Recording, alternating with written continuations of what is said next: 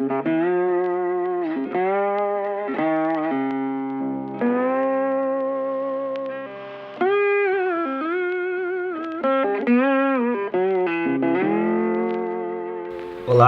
sejam bem-vindos a mais uma aula do curso de História Antiga da Universidade Federal do Oeste do Pará.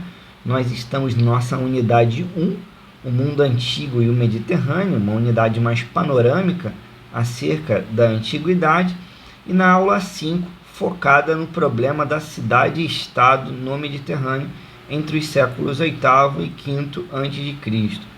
Nesse sentido, nós ainda estamos usando como bibliografia básica o livrinho simpático do Norberto Guarinello, o livro História Antiga, da editora Contexto.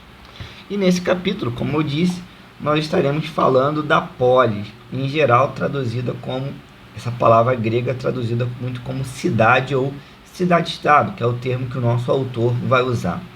Em primeiro lugar, convém pensar que esse é um modelo hegemônico de organização política, social e espacial que vai se difundir pelo Mediterrâneo antigo. Então, ainda que a gente tenda a falar muito de uma polis ligada ao cenário grego, é aqui pensado no capítulo a polis no sentido muito mais amplo.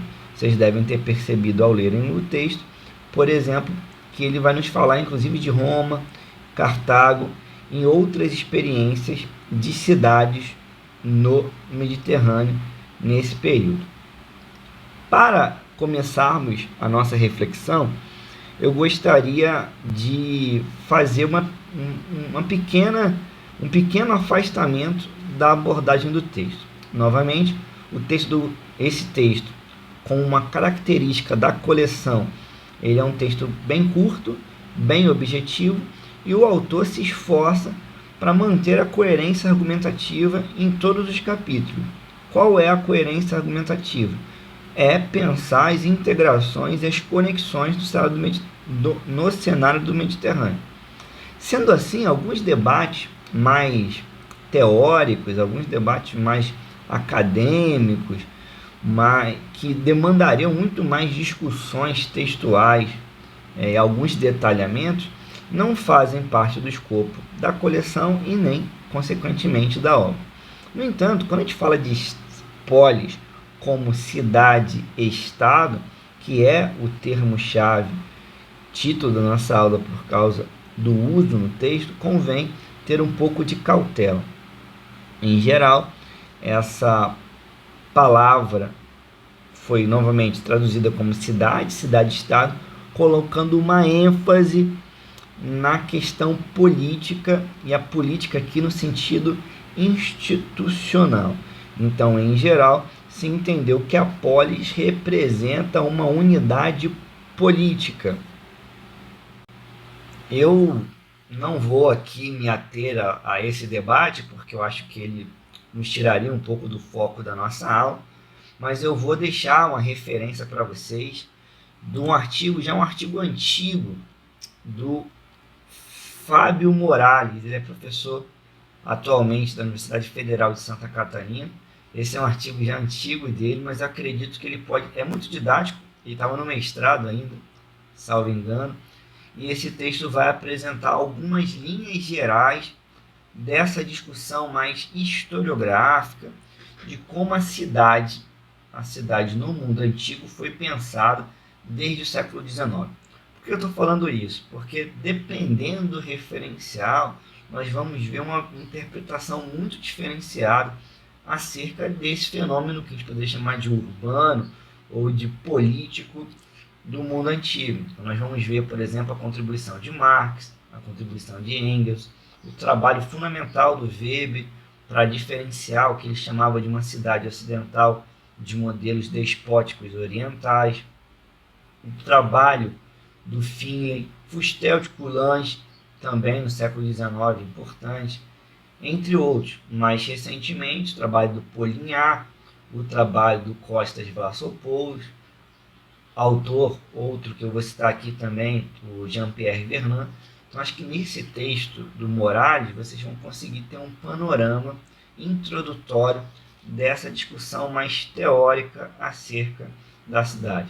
Eu vou deixar a referência completa do artigo na descrição do vídeo, assim como a indicação de um outro livro brasileiro sobre estudos acerca da cidade antiga, organizado pelo Norberto Guarinello, que aí sim você tem um foco mais concentrado na discussão da cidade. Acho que essa é uma discussão importante e por hora eu não vou entrar nela porque ela volta na nossa aula 8, que é exatamente intitulada Polis, para nós pensarmos a questão da cidadania feminina, sobretudo a cidadania feminina. Ok? Vou então avançar para o que o autor François Lefebvre vai nos definir como polis. Diz o Lefebvre, partindo novamente do termo cidade-estado, tal como o Guarinello, que vai definir a polis como uma estrutura política que em vários graus goza de autonomia e independência, sendo geralmente constituída pelo agrupamento de comunidades. Embora essencialmente institucional, normalmente ela resulta da formação de um centro urbano, haste, associado a um território, cora, no qual persiste um habitat rural mais ou menos denso que garante a subsistência dos habitantes. Esse trecho do Lefebvre, eu acredito que ele nos dá uma ideia um pouco mais acabada para servir de um ponto de partida do que inclusive o texto do Guarinello, está mais definindo em termos abertos. O Guarinello está muito mais preocupado em pensar que fatores contribuíram para essa expansão da polis. O Guarinello vai nos falar de uma difusão do artesanato e a criação de oficinas estáveis em diferentes pontos do Mediterrâneo. Ele vai nos falar de uma demanda geral de produtos como o vinho e o azeite, que ele usa até um termo para dar uma perspectiva mais moderna das commodities, e ainda nos fala de um aperfeiçoamento da produção e da difusão em geral do ferro. Então, em torno desses elementos, o Guarinello está pensando nessa ampliação, essa difusão do modelo das cidades, se quiserem, para ficarmos mais dentro do nosso texto, das cidades-estados pelo Mediterrâneo. Eu também acrescentaria aqui outras questões, principalmente o elemento da moeda, a moeda aparecendo nesse cenário de forma muito intensa e de forma muito mais ampla na sociedade, facilitando também as trocas e as conexões. Essa, por exemplo, é uma ênfase que o Lefebvre vai colocar ao falar desse processo de ampliação da polis.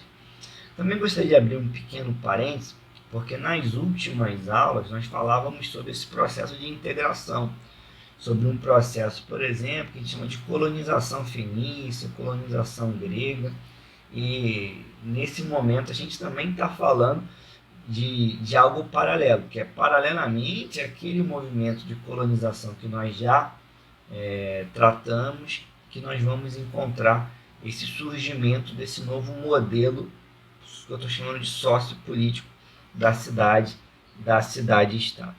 Um outro fator que o Guarinello destaca para falar que contribuiu, o que articula, o que marca, caracteriza esse mesmo contexto, esse longo contexto, é essa ampliação do peso político e militar do campesinato. Então, uma parte do nosso texto, bem pequena, e também será uma parte menor da nossa aula, mas que é fundamental, uma discussão estruturante desses séculos, é pensar as lutas sociais ocorridas dentro da polis, dentro da cidade.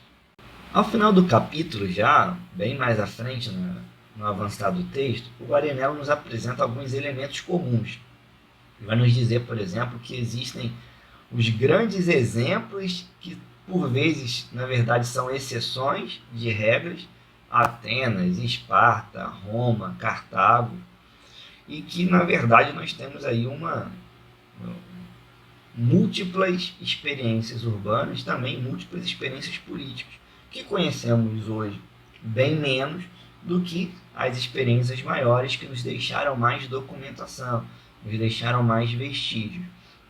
Atualmente, algo que eu gosto inclusive de frisar nas aulas de Antiga, vem da arqueologia as principais novidades, as principais novas contribuições para pensar o mundo antigo, né? Porque em geral é dessas escavações da cultura material que nós temos ainda, vem sendo possível conhecer melhor essa ocupação do Mediterrâneo na antiguidade.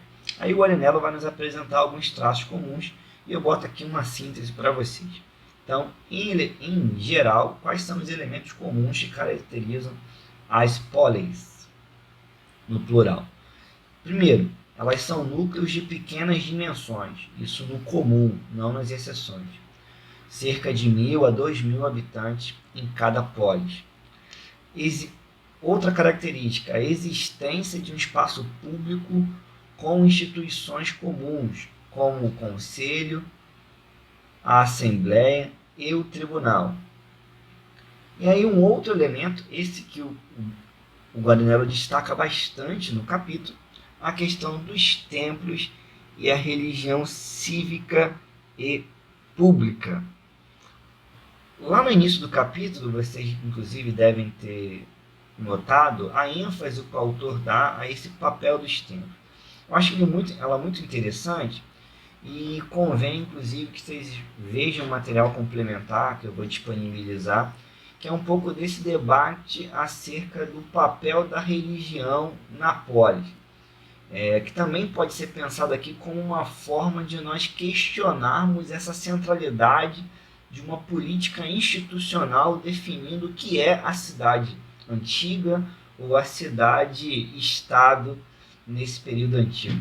Então, em geral, novamente, quando nós falamos cidade-estado, a tendência é nós colocarmos a centralidade no exercício da cidadania e um exercício da cidadania ligado às instituições, à lei, ao elemento jurídico. E muitos estudiosos, inclusive estudiosos brasileiros, que é o que eu tenho inclusive sempre divulgado aqui no nosso material, eles têm enfatizado que é importante a gente rever essa definição, ou esse olhar burocrático demais, e observar, por exemplo, uma interpretação a partir da cultura material, que nos dá centralidade para a questão da religião. Fora isso, que novamente a gente vai retomar essa questão de forma mais focada na aula número 8, nós estamos na aula número 5, na 8 a gente já vai estar falando especificamente de Grécia. O nosso autor, o Arinello, ele vai nos falar então dos templos, né? E frisar algo muito importante, que os templos deixam de ser espaços de divindades de determinada família, em geral família aristocrática, e passam a ser, nesse período, por exemplo, nós estamos aqui falando do surgimento da polis, passam a ser os deuses de uma comunidade, de uma mesma polis. Eu gostaria, para frisar essa ideia de que a religião passa a ter um caráter cívico e público, de ler um trechinho do livro do Jean-Pierre Vernant, As Origens do Pensamento Grego. Abre aspas. Os antigos sacerdócios pertenciam como propriedade particular a certo gene e marcavam seu parentesco especial com o poder divino. A polis, quando é constituída, confisca-os em seu proveito e os transforma em cultos oficiais da cidade. A proteção que a divindade reservava outrora a seus favoritos vai doravante exercer-se em benefício da comunidade toda. Mas quem diz culto de cidade, diz culto público. Todos os antigos sacra, sinais de investidura, símbolos religiosos, brasões, chona de madeira, zelosamente conservados como talismãs de poderio no recesso dos palácios ou no fundo das casas de sacerdote, vão emigrar para o templo, morada aberta, morada pública. Fim de citação.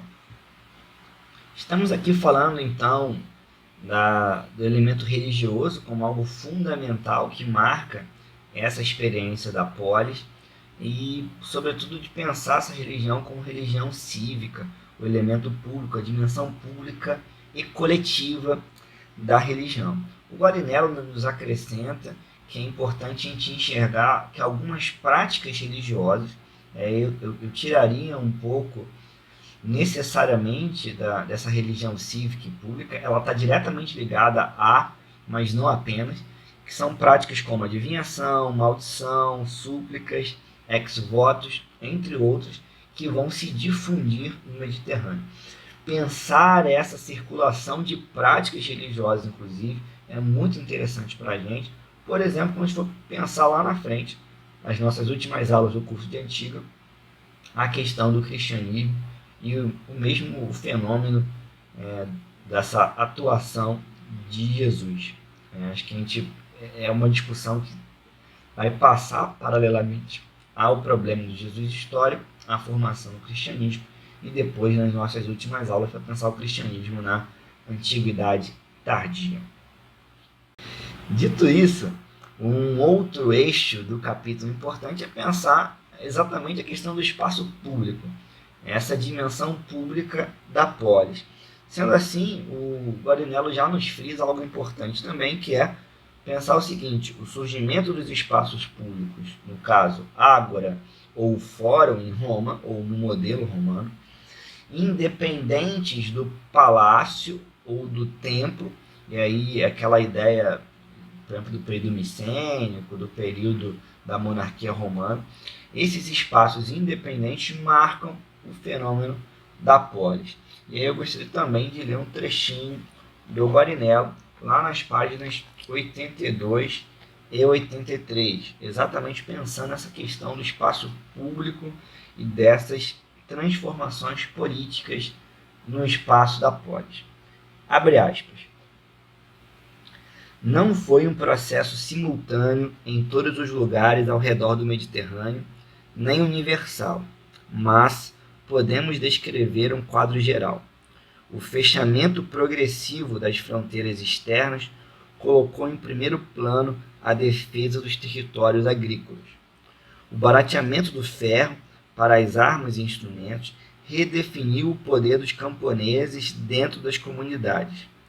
Já desde o século VII a.C., alguns historiadores apontam para uma grande mudança nos exércitos da polis. Médios camponeses, agora capazes de se armar adequadamente, graças à Revolução do Ferro, passaram a formar batalhões compactos, os hoplitas, armados de escudo, lance, espada e elmo, atacando em formação cerrada. Eram organizados, disciplinados, semelhantes entre si e preparados, antes de tudo, para defender as planícies agrícolas. Os senhores da guerra aristocráticos perderam, pouco a pouco, sua utilidade para o bem comum, exceto em áreas territoriais extensas, algumas mesmo incluindo pequenas polis, que os autores gregos denominavam de etnos. Eles foram os grandes derrotados pela criação da polis. Nas polis, a cooperação para a defesa externa alterou as fronteiras internas, mas nem todas as polis se fecharam ao mesmo tempo, nem da mesma maneira, nem seus conflitos internos foram resolvidos do mesmo modo. De modo bem geral, o desenvolvimento gradual da polis deu-se em detrimento das aristocracias de nascimento, ou seja, aquelas que legitimavam sua posição pela ascendência genealógica. A base de classificação social e de prestígio migrou diretamente do nascimento ilustre para a riqueza. Fim de citação. É na sequência dessa discussão que o Guarinello nos abre o problema desses conflitos políticos na polis. Ele vai nos citar, por exemplo, o caso de Roma, que nós retomaremos bem mais à frente no curso, dos conflitos que decorrem do fim da monarquia entre os patrícios, a aristocracia romana, e os plebeus. Então, essa plebe que vai ali sempre estar buscando mais direitos ou também uma maior participação política em geral nessa descrição institucional da história de Roma. Algo similar, destacado pelo autor, vai acontecer no caso grego, e o nosso grande exemplo documentado inclusive, é o caso ateniense. Nós vamos falar então das reformas em Atenas, entre elas a reforma de Solon. Em geral, pensar a questão das reformas é pensar, por um lado, a abolição da escravidão por dívidas, isso é fundamental, é uma das marcas dessas lutas sociais ou desse avanço em busca de uma redução de desigualdades, algo que o Finlay vai nos falar, e, por exemplo, a introdução de mudanças jurídicas como um apelo a um tribunal popular. Então, essas mudanças elas reduzem as desigualdades na polis. E aí é interessante pensar a polis como algo comum a todos, que assentava-se na justiça encarnada no plano humano e realizada na lei. E essa lei que visava alcançar uma maior igualdade, o que nós podemos definir em torno dessa relação polis e isonomia. Nesse sentido, eu volto ao texto do Vernon para um novo trecho que eu acho que nos ajuda bastante a compreender essa questão. Cito Vernon: os que compõem a cidade, por mais diferentes que sejam por sua origem, sua classe, sua função, aparecem de uma certa maneira semelhantes uns aos outros. O vínculo do homem com o homem vai tomar, assim, no esquema da cidade, a forma de uma relação recíproca, reversível, substituindo as relações hierárquicas de submissão e de domínio. Todos os que participavam do Estado vão definir-se como semelhantes, depois, de maneira mais abstrata, como os iguais. Apesar de tudo, os que os compõem no concreto da vida social, os cidadãos se concebem, no plano político, como unidades permutáveis no interior de um sistema cuja lei é o equilíbrio, cuja norma é a igualdade. Essa imagem do mundo humano encontrará no século VI sua expressão rigorosa num conceito, o de isonomia, igual participação de todos os cidadãos no exercício do poder. Mas, antes de adquirir esse valor plenamente democrático e de inspirar no plano institucional reformas como as de Clístenes, o ideal de isonomia pôde traduzir ou prolongar aspirações comunitárias que remontam muito mais alto até as origens da polis. Fim de citação. Esse trecho que eu considero importante, ele nos dá uma referência ideal ou mais ampla para pensar essas relações jurídicas ou esses conflitos na polis, mas convém que a gente também tenha visto a discussão acerca de uma cidadania restrita ou restritiva no mundo grego, ou especificamente no mundo ateniense. Falar então no exercício da cidadania, depois nós vamos falar da democracia em Atenas, é pensar uma restrição do ideal de cidadão a exatamente homens, filhos de pai e mãe ateniense, e geralmente uma relação de cidadania atrelada ao gozo da terra, né, a propriedade fundiária, limitando a participação. Eu não vou usar o termo excluindo, exatamente pela problemática que nós vamos enfrentar na aula 8, o debate sobre a questão da cidadania feminina, mas limitando a cidadania feminina, a cidadania de outros grupos sociais, por exemplo, dos estrangeiros. Outra questão que atravessa esse debate ao falarmos de cidadania, eu uso dele para a gente caminhar para o fim da nossa aula, é a questão da escravidão. Existe uma vasta literatura sobre a escravidão no mundo antigo. Eu indico para um primeiro contato os trabalhos do Ciro Flammarion Cardoso, que foi professor da Federal Fluminense, um dos principais estudiosos acerca da antiguidade no meio acadêmico brasileiro, mas também nós temos aí uma série de trabalhos bem mais recentes. Os trabalhos do Ciro estão lá nos anos 80, no início dos anos 90, sobre essa temática, mas são obras bem acessíveis, sobre o trabalho compulsório da antiguidade, escravidão, etc. Mas nós temos aí um conjunto muito vasto de trabalhos sobre escravidão.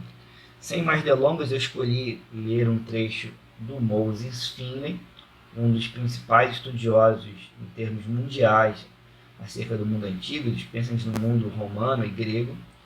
E o Moses Finley fala algumas coisas que eu acho interessantes para a gente usar como referência aqui nessa síntese sobre o mundo mediterrâneo, agora um pouco já mais focado no mundo grego. Diz o Finley: a nova liberdade e o novo tipo de comunidade baseavam-se na independência econômica para a maioria dos homens, na agricultura para o resto, no comércio e manufatura ou nas artes. Sempre que a escravidão por dívidas e outras formas de trabalho dependente foram abolidas, tornou-se necessário recorrer a uma nova fonte, o escravo móvel, quer o grego cativo ou, com crescente frequência, o bárbaro. O século VI foi também o ponto de viragem neste fenômeno. Por conseguinte, o paradoxo final da história da Grécia arcaica é o fato de a liberdade e a escravatura caminharem de mãos dadas. Fim de citação. Eu gosto bastante desse trecho do Finley, fica um pouco repetitivo. Em geral, nas aulas de sala de aula presencial, eu acabo sempre destacando esse trechinho do livro, porque eu acredito que ele nos é muito útil para falar aqui dessa dimensão social do surgimento da polis. O surgimento da polis, ele acompanha e, conforme o mundo ateniense, por exemplo, caminha para um sistema da democracia, ele acentua a participação, a demanda de escravos como a base da força de trabalho daquela sociedade. Por isso, inclusive, dentro dos termos do marxismo, nós vamos falar de um modo de produção escravocrata para falar exatamente dessa experiência clássica greco-romana da história. Eu acabei não avançando, queria voltar a um itemzinho para não deixar passar despercebido, que é essa questão da mudança que a gente pode chamar nas técnicas da arte da guerra. Eu botei até aqui agora uma imagem para vocês, um esqueminha, que por exemplo, passa pelos hoplitas, a questão do escudo, do óculos. Isso aqui é uma foto, está lá no Museu do Vaticano, que é uma armadura hoplítica com elmo, escudo, greva e tudo mais.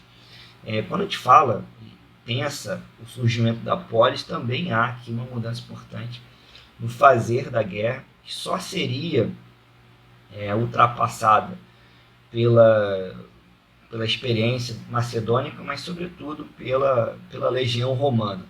Então, durante séculos, esse modelo militar ele vai prevalecer no Mediterrâneo e, em termos da discussão que a gente está travando agora, pensar na falange hoplítica é pensar o que os autores sempre chamam de relações de solidariedade e igualdade entre os combatentes.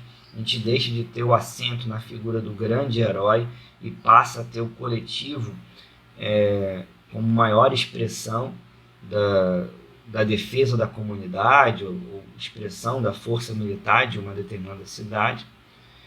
Também vamos pensar a questão da falange política como o trecho que nós lemos, o elemento de mobilidade social, de homens que têm mais acesso, pequenos proprietários que têm acesso agora a armas, têm acesso ao ferro e com isso também consegue uma ascensão política maior, que é eu chamei lá no início de político militar. E por fim, como que essas mudanças tiveram consequências políticas, em geral os autores pontuando as reflexões acerca de uma maior participação, de uma maior relação de igualdade, o que lá nós lemos também no Vernon sobre a questão da isonomia. Agora sim, para finalizar, não estou mais enganando, no final do nosso texto, o Guarinello vai nos apresentar então um cenário. Então, lá na página 95, ele vai nos falar, por exemplo, desse cenário no Mediterrâneo ao fim do recorte. Né? Então, quando a gente vai falar, por exemplo, do início da Grécia clássica, ele está nos pontuando de que enquanto o Mediterrâneo central ele está movido por uma profunda divisão em cidades, as polis, nós vamos ter o Mediterrâneo oriental conhecendo a afirmação de um projeto hegemônico. Inclusive o próximo capítulo e a nossa próxima aula será sobre esses projetos hegemônicos em torno do Mediterrâneo a partir do século V, que nesse caso aqui é o mundo, a sociedade da Pérsia, e nós vamos pensar aqui o Império Persa, como que vão ocorrer as guerras entre gregos e persas, a lenta afirmação de Roma, e como que esse cenário pós-século V ele vai conhecer uma série de projetos hegemônicos em torno do Mediterrâneo, e um Mediterrâneo que até então estava dividido em cidades. Queridos, é isso. Eu busquei aqui apresentar a síntese do texto. Em geral, as nossas aulas de sala de aula, elas são uma síntese do nosso texto, um aprofundamento dos temas discutidos no nosso texto base. Eu busquei aqui apresentar também alguns autores importantes para essa reflexão, como Philem, um manual um pouco mais recente, que é essa obra aqui do François Lefebvre. Eu vou deixar todas as referências na nossa descrição do vídeo. Nós lemos também uma outra obra incontornável, e aí para pensar muito a questão da Grécia, que é o do Jean-Pierre Vernant. Então aqui eu indico algumas dessas reflexões, de fato, elas estão muito atreladas à questão grega, e eu acredito que o texto do Guarinello nos oferece um panorama maior. Eu busquei aqui dar alguns exemplos para envolver mais historiadores, dar mais subsídios a vocês para reflexões. Então façam a leitura do texto, assistam o vídeo, acompanhem os materiais complementares. Em geral são obras também de pesquisadores brasileiros dando entrevistas, palestras, podcasts, refletindo sobre esses fenômenos, que eu acredito que vão contribuir muito para vocês aprofundarem e terem um melhor entendimento acerca desses conteúdos. Um grande abraço e desejo aqui novamente saúde a todos. Até a próxima.